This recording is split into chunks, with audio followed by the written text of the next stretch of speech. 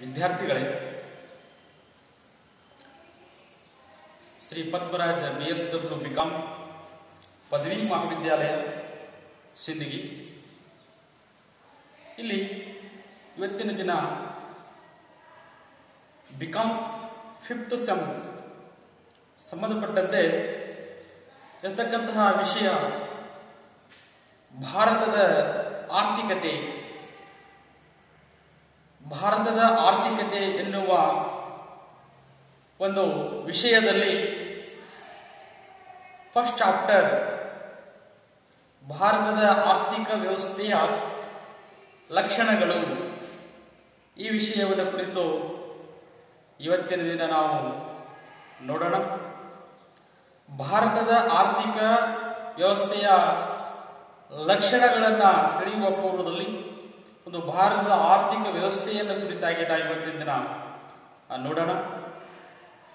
ಭಾರತವು ಜಗತ್ತಿನ ಎಲ್ಲ ರಾಷ್ಟ್ರಗಳಲ್ಲಿಯೇ ಅತ್ಯಂತ ವೇಗವಾಗಿ ತೀವ್ರವಾಗಿ ಬೆಳೆಯುತ್ತಿರುವ ರಾಷ್ಟ್ರವಾಗಿದ್ದು, ಜಗತ್ತಿನ ಅರ್ಥವ್ಯವಸ್ಥೆಯ ಮುಖ್ಯವಾಗಿರತಕ್ಕಂಥ ಸ್ಥಾನವನ್ನು ಭಾರತವು ಪಡೆದುಕೊಂಡಿದೆ. ಈ ಒಂದು ವಿಶಿಷ್ಟವಾಗಿರತಕ್ಕಂತಹ ಒಂದು ಪರಿಸರವನ್ನು ಹೊಂದಿರತಕ್ಕಂಥ ರಾಷ್ಟ್ರ. ಇದರ ವಿವಿಧ ರೀತಿಯ ಮೇಲ್ಮೈ ಲಕ್ಷಣಗಳು, ನದಿಗಳು, ಖನಿಜಗಳು, ಉತ್ತಮ ಹವಾಗುಣ ಹಾಗೂ ಉತ್ತಮ ಸಸ್ಯವರ್ಗ, ಹೀಗೆ ಅನೇಕ ನೈಸರ್ಗಿಕ ಸಂಪನ್ಮೂಲಗಳಿಂದ ಕೂಡಿರತಕ್ಕಂಥ ಸಂಪದ್ಭರಿತ ರಾಷ್ಟ್ರವಾಗಿರತಕ್ಕಂಥದ್ದು. ವಿವಿಧತೆಯಲ್ಲಿ ಏಕತೆಯನ್ನು ಸಾಧಿಸಿರುವಂಥ ರಾಷ್ಟ್ರ ಜಗತ್ತಿನಲ್ಲಿ ಯಾವುದು ಅಂತಂದ್ರೆ ಭಾರತ ಅಂತ ಕರೀತೀವಿ. ಹಾಗಾದರೆ ಇಂತಹ ಜಗತ್ತಿನ ಪ್ರಮುಖ ರಾಷ್ಟ್ರಗಳನ್ನು ನಾವು 3 ರೀತಿಯಲ್ಲಿ ವರ್ಗೀಕರಣವನ್ನ ಮಾಡ್ತೀವಿ. ಜಗತ್ತಿನ ಆರ್ಥಿಕ ವ್ಯವಸ್ಥೆಯನ್ನು ಹೊಂದಿರತಕ್ಕಂಥ ರಾಷ್ಟ್ರಗಳನ್ನ ನಾವು 3 ರೀತಿಯಲ್ಲಿ ವರ್ಗೀಕರಣವನ್ನ ಮಾಡ್ತೀವಿ. ಅದರಲ್ಲಿ ನಂಬರ್ 1 ಅಭಿವೃದ್ಧಿ ಹೊಂದಿದ ಆರ್ಥಿಕತೆ, ಡೆವಲಪ್ಡ್ ಕಂಟ್ರೀಸ್, ಅಭಿವೃದ್ಧಿ ಹೊಂದಿದ ರಾಷ್ಟ್ರಗಳು. ಸೆಕೆಂಡ್ 1 ಅಭಿವೃದ್ಧಿಶೀಲ ಆರ್ಥಿಕತೆ, ಅಭಿವೃದ್ಧಿ ಹೊಂದುತ್ತಿರುವ ರಾಷ್ಟ್ರಗಳು,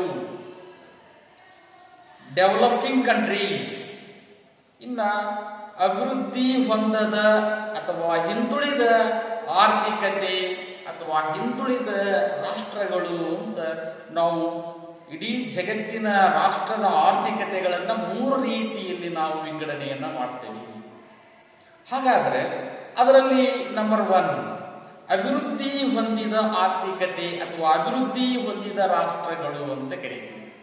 ಅಭಿವೃದ್ಧಿ ಹೊಂದಿದ ಆರ್ಥಿಕತೆ ಅಂದ್ರೆ ಏನು ಅಂದ್ರೆ, ಯಾವ ರಾಷ್ಟ್ರವು ಅತ್ಯಧಿಕ ಆರ್ಥಿಕ ಪ್ರಗತಿಯನ್ನು ಸಾಧಿಸುತ್ತದೆಯೋ, ತಲಾ ಆದಾಯ ಹಾಗೂ ಆ ದೇಶದ ಜನರ ಜೀವನ ಮಟ್ಟ ಉತ್ತಮವಾಗಿರುತ್ತದೆಯೋ ಮತ್ತು ಆ ದೇಶವು ಸಂಪನ್ಮೂಲವನ್ನ ಸಂಪೂರ್ಣವಾಗಿ ಬಳಸಿಕೊಂಡಿರುತ್ತದೆಯೋ ಅಂತಹ ಆರ್ಥಿಕತೆಯನ್ನು ಹೊಂದಿರುವ ರಾಷ್ಟ್ರಕ್ಕೆ ನಾವು ಅಭಿವೃದ್ಧಿ ಹೊಂದಿದ ಆರ್ಥಿಕತೆ, ಇಂತಹ ರಾಷ್ಟ್ರಗಳಿಗೆ ಅಭಿವೃದ್ಧಿ ಹೊಂದಿದ ರಾಷ್ಟ್ರಗಳು ಅಂತ ಕರಿತೀವಿ. ಅಂದ್ರೆ ಅಭಿವೃದ್ಧಿ ಹೊಂದಿದ ರಾಷ್ಟ್ರಗಳು ಅಂತಂದ್ರೆ ಹೇಗಿರ್ಬೇಕು ಅಂತಂದ್ರೆ, ಸಾಕಷ್ಟು ತಲಾ ಆದಾಯ ಅಧಿಕವಾಗಿರುತ್ತದೆ, ಜನರ ಜೀವನ ಮಟ್ಟ ಉತ್ತಮವಾಗಿರುತ್ತದೆ, ಅಲ್ಲಿರ್ತಕ್ಕಂಥ ಎಲ್ಲಾ ಸಂಪನ್ಮೂಲಗಳನ್ನು ಸಂಪೂರ್ಣವಾಗಿ ಬಳಸಿಕೊಂಡಿರತಕ್ಕಂಥ ರಾಷ್ಟ್ರಗಳನ್ನು ನಾವು ಅಭಿವೃದ್ಧಿ ಹೊಂದಿದ ರಾಷ್ಟ್ರಗಳು ಅಂತ ಅವುಗಳಿಗೆ ನಾವು ಕರೀತೀವಿ. ಇಂತಹ ಅಭಿವೃದ್ಧಿ ಹೊಂದಿದ ರಾಷ್ಟ್ರಗಳು ಯಾವುವು ಅಂತಂದ್ರೆ Japan, America, England, France, Italy, Canada, Germany, Australia, New Zealand etcetera. ಇಂತಹ ರಾಷ್ಟ್ರಗಳನ್ನು ನಾವು ಅಭಿವೃದ್ಧಿ ಹೊಂದಿದ ರಾಷ್ಟ್ರಗಳು ಅಂತ ಕರೀತೀವಿ. ನೆಕ್ಸ್ಟ್ ಸೆಕೆಂಡ್ 1 ಅಭಿವೃದ್ಧಿಶೀಲ ಆರ್ಥಿಕತೆ ಅಥವಾ ಅಭಿವೃದ್ಧಿಶೀಲ ರಾಷ್ಟ್ರಗಳು, ಡೆವಲಪಿಂಗ್ ಕಂಟ್ರೀಸ್. ಅಂದ್ರೆ ಯಾವ ರಾಷ್ಟ್ರವು ತನ್ನ ನೈಸರ್ಗಿಕ ಸಂಪನ್ಮೂಲಗಳನ್ನು ಮತ್ತು ಮಾನವ ಸಂಪನ್ಮೂಲಗಳ ಸದ್ಬಳಕೆಯ ಮೂಲಕ ತನ್ನ ಉತ್ಪಾದನೆಯನ್ನು ಹೆಚ್ಚಿಸಿಕೊಂಡು ಆರ್ಥಿಕ ಮತ್ತು ಸಾಮಾಜಿಕ ಪ್ರಗತಿಗಾಗಿ ನಿರಂತರವಾಗಿ ಪ್ರಯತ್ನಿಸುತ್ತಿರುವ ರಾಷ್ಟ್ರಗಳಿಗೆ ನಾವು ಅಭಿವೃದ್ಧಿಶೀಲ ರಾಷ್ಟ್ರಗಳು ಅಥವಾ ಇಂಥ ಆರ್ಥಿಕ ವ್ಯವಸ್ಥೆ ಹೊಂದಿರತಕ್ಕಂಥ ರಾಷ್ಟ್ರಗಳಿಗೆ ಅಭಿವೃದ್ಧಿಶೀಲ ಆರ್ಥಿಕತೆ ಅಂತ ಕರಿತೀವಿ. ಅಂದ್ರೆ ಏನು ಅಂತಂದ್ರೆ ಇಲ್ಲಿ ನೈಸರ್ಗಿಕ ಸಂಪನ್ಮೂಲಗಳನ್ನ ಸಂಪೂರ್ಣವಾಗಿ ಬಳಸಿಕೊಳ್ಳಲು ಸಾಧ್ಯ ಆಗಿರುವುದಿಲ್ಲ. ಹಾಗಾಗಿ ತಲಾ ಆದಾಯವು ಈಗ ತಾನೇ ಏರಿಕೆ ಆಗ್ತಾ ಇರುತ್ತದೆ. ತಂತ್ರಜ್ಞಾನ ವಿಜ್ಞಾನಗಳನ್ನು ಈಗ ತಾನೇ ಬಳಸಿಕೊಳ್ಳಲಾಗ್ತಾ ಇರುತ್ತದೆ. ಹಾಗಾಗಿ ಇಂತಹ ಪ್ರಮುಖ ರಾಷ್ಟ್ರಗಳು ಯಾವುವು ಅಂತಂದ್ರೆ Bharat, China, Brazil, Sri Lanka, Malaysia, Pakistan, Nepal, ದಕ್ಷಿಣ ಆಫ್ರಿಕಾ, ಪೋಲೆಂಡ್ ಇತ್ಯಾದಿ ರಾಷ್ಟ್ರಗಳು ಇವು ಅಭಿವೃದ್ಧಿಶೀಲ ರಾಷ್ಟ್ರಗಳಾಗಿವೆ. ಯಾಕಂದ್ರೆ ನೈಸರ್ಗಿಕ ಸಂಪನ್ಮೂಲಗಳನ್ನು ಬಳಸಿಕೊಂಡು ಉತ್ಪಾದನೆಯನ್ನು ಮುಂದುವರಿಸ್ತಾ ಇರತಕ್ಕಂತಹ ರಾಷ್ಟ್ರಗಳು. ಇಂಥವು ಸಾಮಾಜಿಕ ಆರ್ಥಿಕ ಪ್ರಗತಿಗಾಗಿ ಪ್ರಯತ್ನಿಸುತ್ತಿರುವ ರಾಷ್ಟ್ರಗಳನ್ನು ನಾವು ಅಭಿವೃದ್ಧಿಶೀಲ ರಾಷ್ಟ್ರಗಳು ಅಂತ ಕರೀತೀವಿ. ನೆಕ್ಸ್ಟ್ ಇನ್ನು ಹಿಂದುಳಿದ ಆರ್ಥಿಕತೆ ಅಥವಾ ಹಿಂದುಳಿದ ರಾಷ್ಟ್ರಗಳು ಅಂತ ಕರೀತೀವಿ. ಹಿಂದುಳಿದ ಆರ್ಥಿಕತೆ ಅಂದ್ರೆ ಏನು? ಯಾವ ರಾಷ್ಟ್ರವು ಆರ್ಥಿಕ ಪ್ರಗತಿಯನ್ನು ಬಹಳಷ್ಟು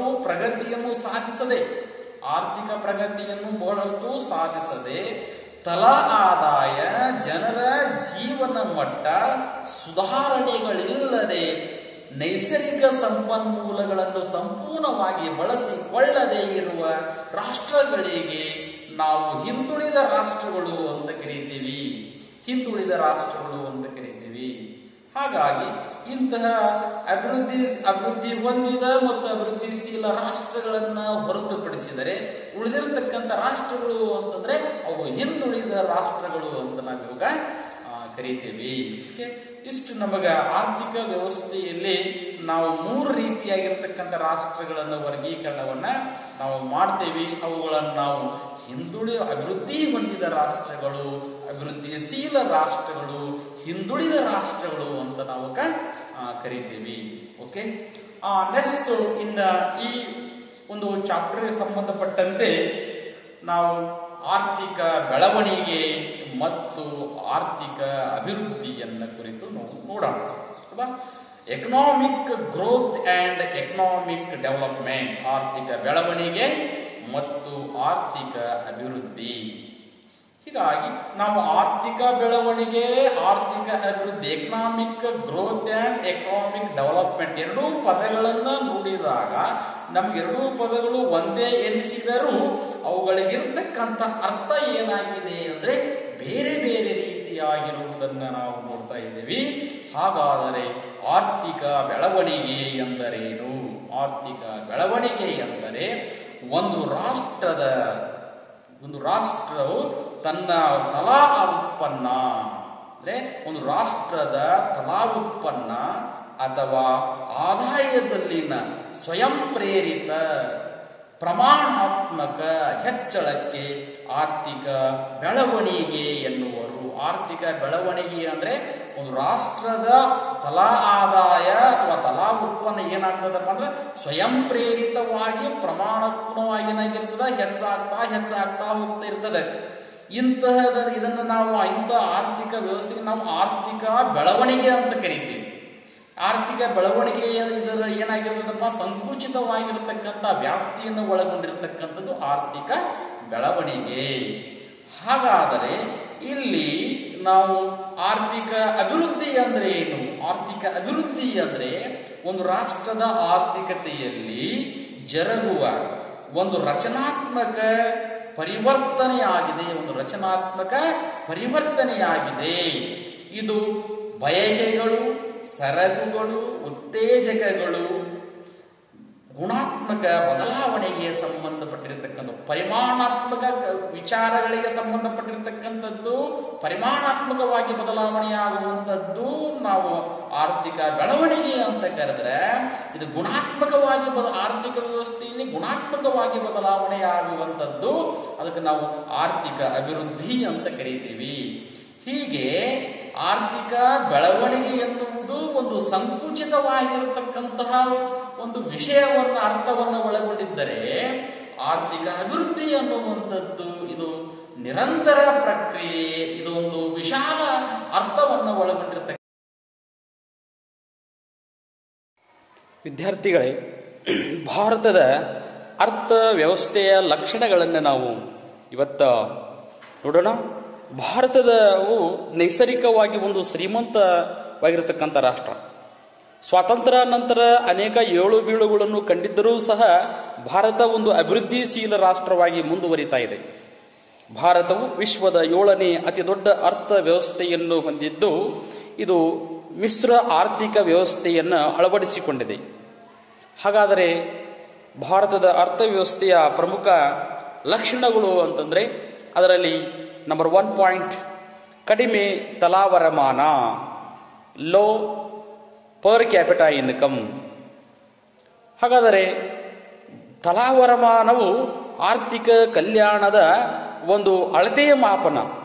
ಇದು ಒಂದು ದೇಶದ ಆರ್ಥಿಕ ಅಭಿವೃದ್ಧಿಯ ಮೇಲೆ ಬೆಳಕನ್ನು ಚೆಲ್ಲುತ್ತದೆ. ಹಾಗಾದರೆ ತಲಾವರಮಾನ ಅಂದರೆ ಏನು? ಒಂದು ರಾಷ್ಟ್ರದ ಒಂದು ವರ್ಷದ ಪ್ರತಿಯೊಬ್ಬ ವ್ಯಕ್ತಿಯ ಸರಾಸರಿ ಆದಾಯವನ್ನು ನಾವು ತಲಾವರಮಾನ ಅಂತ ಕರೀತೀವಿ.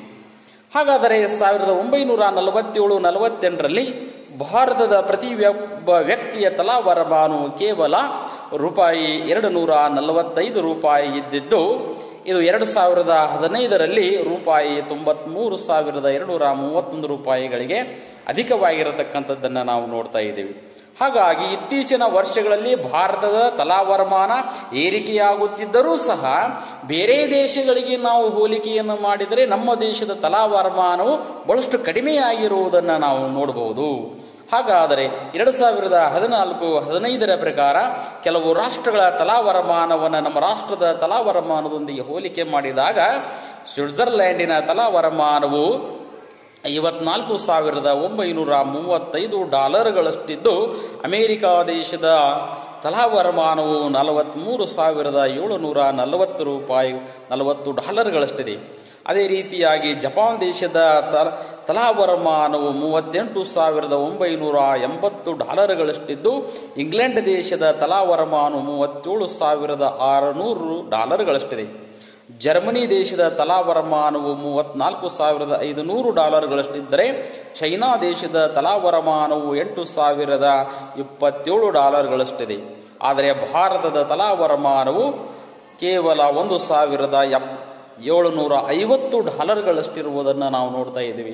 ಹೀಗೆ ಎಲ್ಲ ರಾಷ್ಟ್ರಗಳನ್ನು ಹೋಲಿಸಿದಾಗ ಭಾರತ ದೇಶದ ತಲಾವರಮಾನವು ಏನಾಗಿದೆ ಅಂದರೆ ಬಹಳಷ್ಟು ಕಡಿಮೆಯಾಗಿರುವುದು ನಮಗೆ ತಿಳಿದು ಬರುತ್ತದೆ. ಇದರಿಂದ ಜನರ ಜೀವನ ಮಟ್ಟವೂ ಸಹ ಕಡಿಮೆಯಾಗಿರುವುದು ನಮಗೆ ತಿಳಿದು ಬರುತ್ತದೆ. ಓಕೆ, ನೆಕ್ಸ್ಟ್ ಭಾರತದ ಅರ್ಥವ್ಯವಸ್ಥೆಯ ಇನ್ನೊಂದು ಲಕ್ಷಣ ಏನು ಅಂತಂದ್ರೆ ತೀವ್ರವಾಗಿ ಬೆಳೆಯುತ್ತಿರುವ ಜನಸಂಖ್ಯೆ, ರ್ಯಾಪಿಡ್ ಗ್ರೋವಿಂಗ್ ಪಾಪ್ಯುಲೇಷನ್. ಈ ವಿಷಯವನ್ನು ನಾವು ನೋಡೋಣ. ಭಾರತದ ಜನಸಂಖ್ಯಾ ಬೆಳವಣಿಗೆಯನ್ನು ತೆಗೆದುಕೊಂಡರೆ ಚೈನಾ ದೇಶದ ನಂತರ 2ನೇ ಸ್ಥಾನವನ್ನು ಹೊಂದಿರತಕ್ಕಂಥದ್ದನ್ನು ನಾವು ನೋಡ್ತಾ ಇದ್ದೀವಿ. 1951ರವರೆಗೆ ಪ್ರಮಾಣದ ಇಳಿಕೆ ಜನಸಂಖ್ಯೆಯ ತೀವ್ರ ಹೆಚ್ಚಳವಾಗಿದೆ. ನಂತರದ ಅವಧಿಯಲ್ಲಿ 1951ರ ನಂತರ ತೀವ್ರವಾಗಿ ಹೆಚ್ಚುತ್ತಾ ಹೋಗುತ್ತಿರುವುದನ್ನು ನಾವು ನೋಡ್ತಾ ಇದ್ದೀವಿ. ಭಾರತದಲ್ಲಿ ಜನಸಂಖ್ಯೆ ಒಂದು ನಿಗದಿತ ದರದಲ್ಲಿ ಬೆಳವಣಿಗೆ ಏನಾಗ್ತಾ ಹೋಗ್ತಾ ಇದೆ ಅಂದರೆ ಏರಿಕೆ ಆಗ್ತಾ ಹೋಗ್ತಾ ಇದೆ. 1951ರಲ್ಲಿ ಈ ಜನಸಂಖ್ಯೆಯ ಬೆಳವಣಿಗೆಯ ದರವು 1.26ರಷ್ಟಿದ್ದು 1981ರಲ್ಲಿ 2.25ರಷ್ಟು ಏರಿಕೆಯಾಯಿತು. ನಂತರ 1991ರಲ್ಲಿ ಪ್ರತಿಶತ 2.11ರಷ್ಟಿದ್ದು 2011ರಲ್ಲಿ ಪ್ರತಿಶತ 1.76ರಷ್ಟು ಏರಿಕೆಯಾಗಿರುವುದನ್ನು ನಾವು ನೋಡ್ತಾ ಇದ್ದೇವೆ. ಹೀಗೆ ತೀವ್ರವಾಗಿ ಬೆಳೆಯುತ್ತಿರುವ ಜನಸಂಖ್ಯೆಯು ಇದು ಅನೇಕ ಸಮಸ್ಯೆಗಳನ್ನು ಹುಟ್ಟು ಹಾಕುತ್ತಿರುವುದನ್ನು ನಾವು ನೋಡಬಹುದು. ಅದೇ ರೀತಿಯಾಗಿ ನೆಕ್ಸ್ಟ್ ಇನ್ನು ಭಾರತದ ಅರ್ಥವ್ಯವಸ್ಥೆಯ ಮೂರನೆಯ ಲಕ್ಷಣ ಯಾವುದು ಅಂದ್ರೆ ಕೃಷಿಯ ಮೇಲಿನ ಅಧಿಕ ಒತ್ತಡ. ಈ ವಿಷಯವನ್ನು ನಾವು ಈಗ ನೋಡೋಣ. ಕೃಷಿ ನಮ್ಮ ದೇಶದ ಬಹುಪಾಲು ಜನರ ಪ್ರಧಾನ ಕಸುಬು. ಇಂದಿಗೂ ದೇಶದ ಪ್ರತಿಶತ 52% ಜನಸಂಖ್ಯೆ ಏನಾಗಿದೆಪ್ಪ ಅಂತಂದ್ರೆ ಕೃಷಿಯನ್ನೇ ಅವಲಂಬಿಸಿರುವುದನ್ನು ನಾವು ನೋಡ್ತಾ ಇದ್ದೀವಿ. ಹಾಗಾದರೆ ಒಂದು ಜನರ ಸಮೀಕ್ಷೆಯ ಪ್ರಕಾರ ಇಲ್ಲಿ 5ರಿಂದ 6% ಜನರು, 5ರಿಂದ 6% ಜನರು ಏನಾಗ್ತಾ ಇದೆಯಪ್ಪ, 10 ಜನರಲ್ಲಿ 5ರಿಂದ 6% ಜನರು ಕೃಷಿಯನ್ನೇ ಅವಲಂಬಿಸಿರುವುದನ್ನು ನಾವು ನೋಡ್ತಾ ಇದ್ದೀವಿ. ಆದರೆ ಮುಂದುವರಿದ ರಾಷ್ಟ್ರಗಳಲ್ಲಿ ಕೃಷಿಯ ಮೇಲಿನ ಅವಲಂಬನೆ ಬಹಳಷ್ಟು ಕಡಿಮೆ ಇದೆ. ಹಾಗಾದರೆ ಇಂಗ್ಲೆಂಡಿನಲ್ಲಿ, ಅಮೆರಿಕ ಮತ್ತು ಇಂಗ್ಲೆಂಡಿನಲ್ಲಿ 2% ಜನರು ಕೃಷಿಯನ್ನು ಅವಲಂಬಿಸಿದ್ದರೆ ಜಪಾನ್ ದೇಶದಲ್ಲಿ 5% ಕೃಷಿಯನ್ನು ಅವಲಂಬಿಸಿದ್ದಾರೆ. ಕೆನಡಾದಲ್ಲಿ 4% ಕೃಷಿಯನ್ನು ಅವಲಂಬಿಸಿದ್ದಾರೆ. ಹಾಗೆ ಚೀನಾ ದೇಶದಲ್ಲಿ 47% ಜನರು ಕೃಷಿಯನ್ನು ಅವಲಂಬಿಸಿದ್ದರೆ ಭಾರತದಲ್ಲಿ 52% ಕೃಷಿಯನ್ನೇ ಅವಲಂಬಿಸಿರುವುದನ್ನು ನಾವು ನೋಡ್ತಾ ಇದ್ದೀವಿ. ಬೇರೆ ರಾಷ್ಟ್ರಗಳಿಗೆ ಹೋಲಿಸಿದರೆ ಭಾರತದ ಕೃಷಿಯ ಮೇಲಿನ ಒತ್ತಡವು ಅಧಿಕವಾಗಿರುವುದು ನಮಗೆ ತಿಳಿದು ಬರುತ್ತದೆ. ನೆಕ್ಸ್ಟ್ ಇನ್ನು ಭಾರತದ ಇನ್ನೊಂದು ಲಕ್ಷಣ ಅಂತಂದ್ರೆ ನಂಬರ್ 4 ಪಾಯಿಂಟ್, ನಿರುದ್ಯೋಗ ಮತ್ತು ಅರೆ ಉದ್ಯೋಗ. ಭಾರತದ ಇನ್ನೊಂದು ಲಕ್ಷಣ unemployment and under employment. Next ನಿರುದ್ಯೋಗ ಮತ್ತು ಅರೆ ನಿರುದ್ಯೋಗ ಭಾರತದ ಅರ್ಥವ್ಯವಸ್ಥೆಯ ಪ್ರಮುಖ ಲಕ್ಷಣಗಳಾಗಿವೆ. ತೀವ್ರವಾಗಿ ಬೆಳೆಯುತ್ತಿರುವ ಜನಸಂಖ್ಯೆ, ಕ್ರಮವಲ್ಲದ ಯೋಜನೆಗಳು, ಕೈಗಾರಿಕೆಗಳ ಅಭಿವೃದ್ಧಿಯಾಗದೇ ಇರುವುದು, ಅವೈಜ್ಞಾನಿಕವಾಗಿರುವಂತಹ ಶಿಕ್ಷಣದ ವ್ಯವಸ್ಥೆ ಮುಂತಾದವುಗಳು ನಿರುದ್ಯೋಗ ಹೆಚ್ಚಾಗಲು ಕಾರಣವಾಗಿದೆ. ಭಾರತದಲ್ಲಿ 1950-51ರಲ್ಲಿ 8.5 ದಶಲಕ್ಷ ಜನರು ನಿರುದ್ಯೋಗಿಗಳಿದ್ದರೆ 2014-15ರಲ್ಲಿ 46 ದಶಲಕ್ಷ ಜನರು ನಿರುದ್ಯೋಗಿಗಳಿದ್ದಾರೆಂದು ಅಂದಾಜು ಮಾಡಲಾಗಿದೆ. ಭಾರತದ ಕೃಷಿಯ ಮೇಲಿನ ಅಧಿಕ ಒತ್ತಡದಿಂದ ಕೃಷಿಯಲ್ಲಿ ಅರೆ ಉದ್ಯೋಗ, ಮರೆಮಾಚದ ನಿರುದ್ಯೋಗದ ಪ್ರಮಾಣ ಅಧಿಕವಾಗುತ್ತಿರುವುದು ನಮಗೆ ತಿಳಿದು ಬರುತ್ತದೆ. ಓಕೆ, ನೆಕ್ಸ್ಟ್ ಇನ್ನು ಭಾರತದ ಅರ್ಥವ್ಯವಸ್ಥೆಯ ಇನ್ನೊಂದು ಲಕ್ಷಣವನ್ನು ನಾವು ನೋಡೋಣ. ಪಾಯಿಂಟ್ ನಂಬರ್ 5, ಕಡಿಮೆ ಬಂಡವಾಳ ಸಂಚಯನ, ಲೋ ಕ್ಯಾಪಿಟಲ್ ಫಾರ್ಮೇಷನ್. ಈ ವಿಷಯವನ್ನು ಕುರಿತು ನಾವು ನೋಡೋಣ. ಅಂದರೆ ಭಾರತದ ಎಲ್ಲ ವಲಯಗಳ ಸಾಮಾನ್ಯ ಸಮಸ್ಯೆ ಎಂದರೆ ಅದಕ್ಕೆ ಮುಖ್ಯ ಕಾರಣ ಬಂಡವಾಳದ ಕೊರತೆ. ಇತ್ತೀಚಿನ ವರ್ಷಗಳಲ್ಲಿ ಬಂಡವಾಳದ ಸಂಚಯನ ದರದಲ್ಲಿ ಗಣನೀಯವಾಗಿ ಸುಧಾರಿಸಿದ್ದರೂ ಸಹ ಅಷ್ಟೊಂದು ಅದು ತೃಪ್ತಿದಾಯಕವಾಗಿಲ್ಲ. ಹಣಕಾಸು ಅಥವಾ ಬಂಡವಾಳದ ವ್ಯವಸ್ಥೆಯೇ ಆರ್ಥಿಕ ವ್ಯವಸ್ಥೆಯ ಜೀವಾಳವಾಗಿದೆ. ಸಾಕಷ್ಟು ಬಂಡವಾಳವಿಲ್ಲದೇ ಇರುವುದರಿಂದ ಆರ್ಥಿಕ ಅಭಿವೃದ್ಧಿಯನ್ನು ಸಾಧಿಸಲಿಕ್ಕೆ ಸಾಧ್ಯ ಆಗ್ತಾ ಇಲ್ಲ. ಏಕೆಂದರೆ ಜನರ ವರಮಾನ ಕಡಿಮೆಯಾಗಿರುವುದರಿಂದ ಜನರ ಉಳಿತಾಯವೂ ಕಡಿಮೆಯಾಗಿದೆ. ಇದರಿಂದ ಬಂಡವಾಳದ ಸಂಗ್ರಹವು ಕಡಿಮೆಯಾಗಿರುವುದನ್ನು ನಾವು ನೋಡ್ತಾ ಇದ್ದೇವೆ. ಇಂತಹ ಬಂಡವಾಳದ ಪ್ರಮಾಣ 1950-51ರಲ್ಲಿ ಪ್ರತಿಶತ 10ಕ್ಕಿಂತ ಕಡಿಮೆ ಇದ್ದರೆ 2014-15ರಲ್ಲಿ ಪ್ರತಿಶತ 24.6ರಷ್ಟಿದೆ. ನಮ್ಮ ದೇಶದಲ್ಲಿ ತಲಾ ವರಮಾನ ಕಡಿಮೆ ಇರುವುದರಿಂದ ಜನರ ಉಳಿತಾಯ ಕಡಿಮೆಯಾಗಿ ಬಂಡವಾಳದ ಸಂಚಯನವೂ ಸಹ ಕಡಿಮೆಯಾಗಿರುವುದು ನಮಗೆ ತಿಳಿದು ಬರುತ್ತದೆ. ಓಕೆ, ನೆಕ್ಸ್ಟ್ ಭಾರತದ ಅರ್ಥವ್ಯವಸ್ಥೆಯ ಇನ್ನೊಂದು ಲಕ್ಷಣ ಪಾಯಿಂಟ್ ನಂಬರ್ 6, ಮೂಲ ಸೌಕರ್ಯಗಳ ಕೊರತೆ. ಮೂಲ ಸೌಕರ್ಯಗಳ ಕೊರತೆಯನ್ನು ನಾವು ನೋಡೋಣ. ಭಾರತದ ಅರ್ಥವ್ಯವಸ್ಥೆಯು ಇಂದಿಗೂ ಎದುರಿಸುತ್ತಿರುವ ಗಂಭೀರ ಸಮಸ್ಯೆ ಎಂದರೆ ಮೂಲಭೂತ ಸೌಕರ್ಯಗಳ ಕೊರತೆ.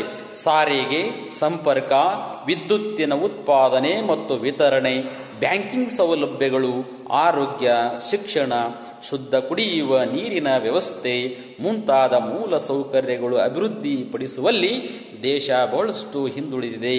ಕೃಷಿ ಮತ್ತು ಕೈಗಾರಿಕೆಗಳ ಅಭಿವೃದ್ಧಿ ಸಂಪೂರ್ಣವಾಗಿ ಮೂಲಭೂತ ಸೌಕರ್ಯಗಳ ಅಭಿವೃದ್ಧಿಯನ್ನೇ ಅವಲಂಬಿಸಿದೆ.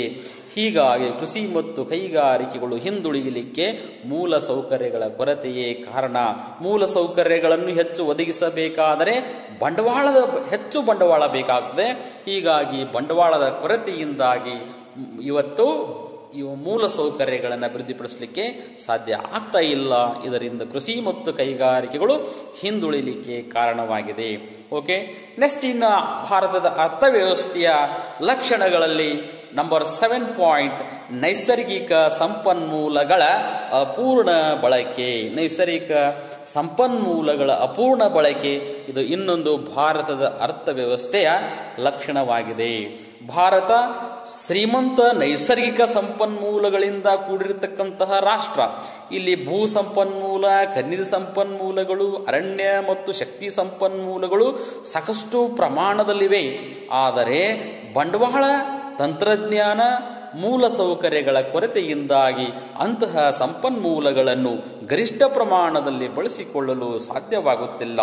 ಹೀಗಾಗಿ ಭಾರತದಲ್ಲಿ ದೊಡ್ಡ ಪ್ರಮಾಣದ ಖನಿಜ ಸಂಪನ್ಮೂಲಗಳು, ನೈಸರ್ಗಿಕ ಸಂಪನ್ಮೂಲಗಳಿದ್ದರೂ ಅವುಗಳನ್ನು ವ್ಯವಸ್ಥಿತವಾಗಿ ಬಳಸಿಕೊಳ್ಳಲು ಹೀಗೆ ಬಂಡವಾಳದ ಕೊರತೆ, ವಿಜ್ಞಾನ ತಂತ್ರಜ್ಞಾನದ ಕೊರತೆಯಿಂದಾಗಿ ಅವುಗಳನ್ನು ಬಳಸಲಿಕ್ಕೆ ಸಾಧ್ಯ ಆಗ್ತಾ ಇಲ್ಲ. ಹೀಗಾಗಿ ಭಾರತ ಒಂದು ನೈಸರ್ಗಿಕ ಸಂಪನ್ಮೂಲಗಳಿಂದ ಶ್ರೀಮಂತಿಕೆಯಿಂದ ಕೂಡಿರ್ತಕ್ಕಂಥ ಬಡರಾಷ್ಟ್ರ ಅಂತ ನಾವು ಕರೀತೇವೆ. ಓಕೆ, ನೆಕ್ಸ್ಟ್ ಇನ್ನು ಭಾರತದ ಅರ್ಥವ್ಯವಸ್ಥೆಯ ಇನ್ನೊಂದು ಲಕ್ಷಣ ಅಂತಂದ್ರೆ ಪಾಯಿಂಟ್ ನಂಬರ್ 8, ಅದು ಆದಾಯ ಮತ್ತು ಸಂಪತ್ತಿನ ಅಸಮಾನ ಹಂಚಿಕೆ. ಆದಾಯ ಮತ್ತು ಸಂಪತ್ತಿನ ಅಸಮಾನ ಹಂಚಿಕೆ ಅನ್ನು ಇದನ್ನು ನಾವು ನೋಡೋಣ. ಆದಾಯ ಮತ್ತು ಸಂಪತ್ತಿನ ಅಸಮಾನತೆ ಅಭಿವೃದ್ಧಿಶೀಲ ಅರ್ಥವ್ಯವಸ್ಥೆಯ ಒಂದು ಸಾಮಾನ್ಯ ಲಕ್ಷಣ. ಭಾರತದಲ್ಲಿ ಅತಿ ದೊಡ್ಡ ಶ್ರೇಣಿಯಲ್ಲಿ ಆದಾಯ ಮತ್ತು ಸಂಪತ್ತಿನ ಅಸಮಾನವಾಗಿ ಹಂಚಿಕೆಯಾಗಿದೆ. ಸಂಪತ್ತು ಅನ್ನುವಂಥದ್ದು ಕೆಲವೇ ವ್ಯಕ್ತಿಗಳ ಕೈಯಲ್ಲಿ ಕೇಂದ್ರೀಕೃತವಾಗಿದೆ. ಸ್ವತಂತ್ರಾನಂತರದಲ್ಲಿ ಸಮಾಜವಾದಿ ಸ್ವರೂಪದ ಸಮಾಜವನ್ನು ನಿರ್ಮಾಣ ಮಾಡುವುದಕ್ಕಾಗಿ ಹಲವಾರು ಪ್ರಯತ್ನಗಳನ್ನು ಪಟ್ಟರೂ ಇಂದಿಗೂ ಸಹಿತ ಬಡವ ಮತ್ತು ಶ್ರೀಮಂತರ ನಡುವಿನ ದೊಡ್ಡ ಅಂತರ ಸೃಷ್ಟಿಯಾಗಿದೆ. ಬಡತನ ದೇಶದ ಒಂದು ದೊಡ್ಡ ಸಮಸ್ಯೆಯಾಗಿದೆ. ಭಾರತದಲ್ಲಿ 2015ರಲ್ಲಿ 270 ದಶಲಕ್ಷ ಸಂಖ್ಯೆ ಅಥವಾ ದೇಶದ 21.9% ಜನಸಂಖ್ಯೆ ಬಡತನದ ರೇಖೆಗಿಂತಲೂ ಕೆಳಗಿರುವುದನ್ನು ಅಂದಾಜು ಮಾಡಲಾಗಿದೆ. ಹೀಗಾಗಿ ಸಂಪತ್ತಿನ ಅಸಮಾನ ಹಂಚಿಕೆಯಿಂದಾಗಿ ಬಡವ ಮತ್ತು ಶ್ರೀಮಂತ ನಡುವಿನ ಅಂತರ ಹೆಚ್ಚಾಗುತ್ತಿದೆ ಇರುವುದನ್ನು ನಾವು ನೋಡ್ತಾ ಇದ್ದೇವೆ. ಓಕೆ, ನೆಕ್ಸ್ಟ್ ಇನ್ನು ಭಾರತದ ಅರ್ಥವ್ಯವಸ್ಥೆಯ ಲಕ್ಷಣಗಳಲ್ಲಿ ನಂಬರ್ 1 ಪಾಯಿಂಟ್ ಕೆಳಮಟ್ಟದ ತಂತ್ರಜ್ಞಾನ. ಕೆಳಮಟ್ಟದ ತಂತ್ರಜ್ಞಾನ, ಲೋ ಲೆವೆಲ್ ಆಫ್ ಟೆಕ್ನಾಲಜಿ. ಹಾಗಾದರೆ ಈ ಲಕ್ಷಣವನ್ನು ಕುರಿತು ನಾವು ನೋಡೋದಾದರೆ ಕೆಳಮಟ್ಟದ ತಂತ್ರಜ್ಞಾನ ಭಾರತದ ಅರ್ಥವ್ಯವಸ್ಥೆಯ ಮತ್ತೊಂದು ಲಕ್ಷಣ. ದೇಶದ ಎಲ್ಲ ವಲಯಗಳಲ್ಲಿರುವ 2 ಸಾಮಾನ್ಯ ಸಮಸ್ಯೆಗಳೆಂದರೆ ಒಂದು ಬಂಡವಾಳ, ಇನ್ನೊಂದು ತಂತ್ರಜ್ಞಾನ. ಕೆಳಮಟ್ಟದ ತಂತ್ರಜ್ಞಾನ ಮತ್ತು ಕೌಶಲ್ಯತೆಯ ಕೊರತೆಯಿಂದಾಗಿ ಕೃಷಿ ಮತ್ತು ಕೈಗಾರಿಕಾ ವಲಯಗಳಲ್ಲಿರುವ ಉತ್ಪಾದನೆಯ ಪ್ರಮಾಣ ಏನಾಗ್ತಾ ಇದೆ ಅಂತಂದ್ರೆ ಕಡಿಮೆಯಾಗ್ತಾ ಇದೆ. ಹೊಸ ತಂತ್ರಜ್ಞಾನವನ್ನ, ಆಧುನಿಕ ಉತ್ಪಾದನಾ ವಿಧಾನಗಳನ್ನ ಅಳವಡಿಸಿಕೊಳ್ಳುವಂಥದ್ದು ಬಹಳ ಅವಶ್ಯಕತೆ ಇದೆ. ಸೇವಾ ವಲಯ, ಮಾಹಿತಿ ತಂತ್ರಜ್ಞಾನ, ಬಾಹ್ಯಾಕಾಶ ಸಂಶೋಧನೆ, ವೈದ್ಯಕೀಯ ಮುಂತಾದ ಕ್ಷೇತ್ರಗಳಲ್ಲಿ ಭಾರತ ಉತ್ತಮ ಸಾಧನೆಯನ್ನು ಮಾಡಿದ್ದರೂ ಬೇರೆ ದೇಶಗಳಿಗೆ ಹೋಲಿಸಿದಾಗ ಇನ್ನೂ ಸಾಧನೆ ಮಾಡುವಂಥದ್ದು ಬಹಳಷ್ಟು ಇದೆ ಅನ್ನುವುದು ನಮಗೆ ತಿಳಿದು ಬರುತ್ತದೆ. ಓಕೆ, ನೆಕ್ಸ್ಟ್ ಇನ್ನು ಭಾರತದ ಅರ್ಥವ್ಯವಸ್ಥೆಯ ಇನ್ನೊಂದು ಲಕ್ಷಣ ಅಂತಂದ್ರೆ ಗುಣಮಟ್ಟದ ಮಾನವ ಸಂಪನ್ಮೂಲದ ಕೊರತೆ. ಗುಣಮಟ್ಟದ ಮಾನವ ಸಂಪನ್ಮೂಲದ ಕೊರತೆಯು ಭಾರತದ ಅರ್ಥವ್ಯವಸ್ಥೆಯ ಪ್ರಮುಖವಾಗಿರತಕ್ಕಂಥ ಲಕ್ಷಣ. 2011ರ ಜನಗಣತಿಯ ಪ್ರಕಾರ ಭಾರತದಲ್ಲಿ ಪ್ರತಿಶತ 74% ಜನಸಂಖ್ಯೆ ಅಕ್ಷರಸ್ಥರಿರ್ತಕ್ಕಂಥದ್ದು ನೋಡ್ತಾ ಇದ್ದೀವಿ. ಇಂದಿಗೂ ಭಾರತದಲ್ಲಿ 26% ಜನಸಂಖ್ಯೆಯು ಅನಕ್ಷರತೆಯಿಂದ ಕೂಡಿರತಕ್ಕಂಥವರಾಗಿದ್ದಾರೆ. ಆದರೆ ಮುಂದುವರೆದ ರಾಷ್ಟ್ರಗಳನ್ನು ನಾವು ಹೋಲಿಸಿದಾಗ ಅಮೆರಿಕ, ಇಂಗ್ಲೆಂಡ್, ಆಸ್ಟ್ರೇಲಿಯಾ ಮುಂತಾದ ರಾಷ್ಟ್ರಗಳಲ್ಲಿ ಅನಕ್ಷರತೆಯ ಪ್ರಮಾಣ 3%ಕ್ಕಿಂತಲೂ ಕಡಿಮೆ ಇರುವುದನ್ನು ನಮಗೆ ಕಂಡುಬರುತ್ತದೆ. ಹೀಗಾಗಿ ದೇಶದ ಕಾರ್ಮಿಕರಿಗೆ ಉತ್ತಮವಾಗಿರ್ತಕ್ಕಂಥ ಶಿಕ್ಷಣ, ತಾಂತ್ರಿಕ ಶಿಕ್ಷಣದ ಕೊರತೆಯಿಂದಾಗಿ ಕಾರ್ಮಿಕರ ದಕ್ಷತೆಯ ಪ್ರಮಾಣ ಕಡಿಮೆಯಾಗಿ ಅವರ ಉತ್ಪಾದನೆಯ ಪ್ರಮಾಣವು ಕಡಿಮೆಯಾಗಿದೆ. ಹವಾಮಾನ, ಸಾಮಾಜಿಕ ಪದ್ಧತಿ, ಜಾತಿ ಪದ್ಧತಿ, ಅಪೌಷ್ಟಿಕತೆ, ಆಹಾರ, ಅನಾರೋಗ್ಯ ಮುಂತಾದವು ಕಾರ್ಮಿಕರ ಅದಕ್ಷತೆಗೆ ಪ್ರಮುಖ ಕಾರಣವಾಗಿರ್ತಕ್ಕಂಥದ್ದನ್ನು ನಾವು ನೋಡ್ತಾ ಇದ್ದೀವಿ. ಓಕೆ, ನೆಕ್ಸ್ಟ್ ಇನ್ನು ಭಾರತದ ಅರ್ಥವ್ಯವಸ್ಥೆಯ ಇನ್ನೊಂದು ಲಕ್ಷಣ ನಂಬರ್ 11 ಪಾಯಿಂಟ್, ಆರ್ಥಿಕ ಸಂಘಟನೆಗಳ ಕೊರತೆ. ಆರ್ಥಿಕ ಸಂಘಟನೆಗಳೂ ಸಹ ಭಾರತದ ಒಂದು ಅರ್ಥವ್ಯವಸ್ಥೆಯ ಅಭಿವೃದ್ಧಿಯಾಗುವುದಕ್ಕೆ ಕಾರಣ ಆಗ್ತವೆ. ಹೀಗಾಗಿ ಒಂದು ದೇಶದ ಆರ್ಥಿಕ ಅಭಿವೃದ್ಧಿಯು ಉತ್ತಮವಾಗಿ ಸಾಗಬೇಕಾದರೆ ಕೆಲವು ಆರ್ಥಿಕ ಸಂಘಟನೆಗಳ ಒಂದು ಅವಶ್ಯಕತೆ ಇದೆ. ಯಾಕಂದ್ರೆ ಭಾರತವು ಹಳ್ಳಿಗಳಿಂದ ಕೂಡಿರತಕ್ಕಂತಹ ರಾಷ್ಟ್ರವಾಗಿದ್ದು ಗ್ರಾಮೀಣ ಪ್ರದೇಶದಲ್ಲಿ ಜನರಲ್ಲಿ ಉಳಿತಾಯದ ಮನೋಭಾವನೆಯನ್ನ ಬೆಳೆಸಬೇಕು ಅಂತ ಆರ್ಥಿಕ ಹಣಕಾಸಿನ ಸಂಸ್ಥೆಗಳು ಪ್ರಮುಖವಾಗಿರತಕ್ಕಂಥ ಪಾತ್ರವನ್ನು ವಹಿಸಬೇಕಾಗಿದೆ. ಆದರೆ ಭಾರತವು ಗ್ರಾಮೀಣ ಪ್ರದೇಶಗಳಿಂದ ಕೂಡಿದ್ದು ಇಂಥ ಹಣಕಾಸು ಸಂಸ್ಥೆಗಳು, ಬ್ಯಾಂಕುಗಳು, ವಿಮಾ ಕಂಪನಿಗಳು, ಬಂಡವಾಳ ಮಾರುಕಟ್ಟೆಗಳು ಸಮರ್ಪಕವಾಗಿ ಅಭಿವೃದ್ಧಿಗೊಂಡಿಲ್ಲ. ಹೀಗಾಗಿ ಗ್ರಾಮೀಣ ಪ್ರದೇಶಗಳಿಗೆ ಬ್ಯಾಂಕಿಂಗ್ ಸೌಲಭ್ಯಗಳು ವಿಸ್ತರಿಸುವಂತ ಅವಶ್ಯಕತೆ ಇರುವುದನ್ನು ನಾವು ನೋಡ್ತಾ ಇದ್ದೇವೆ. ಓಕೆ, ನೆಕ್ಸ್ಟ್ ಇನ್ನ ಭಾರತದ ಅರ್ಥವ್ಯವಸ್ಥೆಯ ಲಕ್ಷಣಗಳಲ್ಲಿ 12 ಪಾಯಿಂಟ್, ಮಿಶ್ರ ಅರ್ಥವ್ಯವಸ್ಥೆ, ಮಿಕ್ಸ್ಡ್ ಎಕಾನಮಿ. ಈ ವಿಷಯವನ್ನು ನಾವು ನೋಡೋಣ. ಭಾರತ ಒಂದು ಮಿಶ್ರ ಅರ್ಥವ್ಯವಸ್ಥೆಯಾಗಿದೆ. ಬಂಡವಾಳಶಾಹಿ ಮತ್ತು ಸಮಾಜವಾದಿ ಪದ್ಧತಿಯ ಉತ್ತಮ ಗುಣಗಳನ್ನು ಒಳಗೊಂಡಿರತಕ್ಕಂಥ ಅರ್ಥವ್ಯವಸ್ಥೆಗೆ ನಾವು ಮಿಶ್ರ ಅರ್ಥವ್ಯವಸ್ಥೆ ಅಂತ ಕರಿತೀವಿ. ಅಂದ್ರೆ ಇಲ್ಲಿ ಖಾಸಗಿ ಮತ್ತು ಸಾರ್ವಜನಿಕ ವಲಯಗಳೆರಡೂ ಅರ್ಥವ್ಯವಸ್ಥೆಯಲ್ಲಿ ಕಾರ್ಯನಿರ್ವಹಿಸುತ್ತವೆ. ಇಂತಹ ಅರ್ಥವ್ಯವಸ್ಥೆಗೆ ನಾವು ಮಿಶ್ರ ಅರ್ಥವ್ಯವಸ್ಥೆ ಅಂತ ಕರಿತೀವಿ. ಇಂತಹ ಮಿಶ್ರ ಅರ್ಥವ್ಯವಸ್ಥೆಯನ್ನು ಭಾರತವು ಅಳವಡಿಸಿಕೊಂಡಿದೆ. ಇದಕ್ಕೆ ಕಾರಣರಾಗಿರತಕ್ಕಂಥವರು ಯಾರು ಅಂದ್ರೆ ಪಂಡಿತ್ ಜವಾಹರ್ಲಾಲ್ ನೆಹರೂರವರು ಅಂತ ನಾವು ಹೇಳ್ಬೋದು. ಹೀಗಾಗಿ ಸ್ವತಂತ್ರ ನಂತರ ಭಾರತವನ್ನ ತ್ವರಿತವಾಗಿ ಆರ್ಥಿಕ ಅಭಿವೃದ್ಧಿಯನ್ನು ಸಾಧಿಸಲು ಸಾರ್ವಜನಿಕ ಮತ್ತು ಖಾಸಗಿ ವಲಯಗಳ ಜೊತೆಗೆ ಭಾರತದ ಅರ್ಥವ್ಯವಸ್ಥೆ ಕಾರ್ಯನಿರ್ವಹಿಸುತ್ತಿರುವುದನ್ನು ನಾವು ನೋಡ್ತಾ ಇದ್ದೀವಿ. ಹೀಗೆ ಇಷ್ಟು ಭಾರತದ ಅರ್ಥವ್ಯವಸ್ಥೆಯ ಲಕ್ಷಣಗಳನ್ನು ನಾವು ನೋಡ್ತಾ ಇದ್ದೀವಿ. Okay, thank you.